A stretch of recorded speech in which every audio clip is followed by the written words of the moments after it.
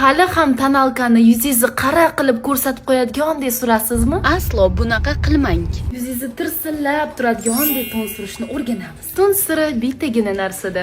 Bu esa yaxshi namlantirishda. Ko'pchiligilar shundoq quruq yuzga tonni surib yuborasizlar. Namlantiruvchi sifatida yog'li kremni emas, tonerni ishlatib ko'ring. Manda Accessboy'dan Triple PDRN gel toner. Buni tarkibida tabiiy mevalardan olingan PDRN bor. Bu esa quruq, qizargan, tirnashgan ter baryerini tiklaydi. Terni tinchlantiradi va juda ham yaxshi namlaydi. Menga Accessboy'dan shu toner yoqadigan tarafi yuzingizni yopishqoq qilib qolmaydi, darrov so'rilib ketadi. Eng muhimi namlantirilgan sponjik bilan, chunki bu tonalnikka ortiqchasini o'ziga shimib oladi. Yengil urib tonalnikni singdirib boramiz. Ba'zi bir qizlar upani o'zini yuziga surib ketaverar ekan.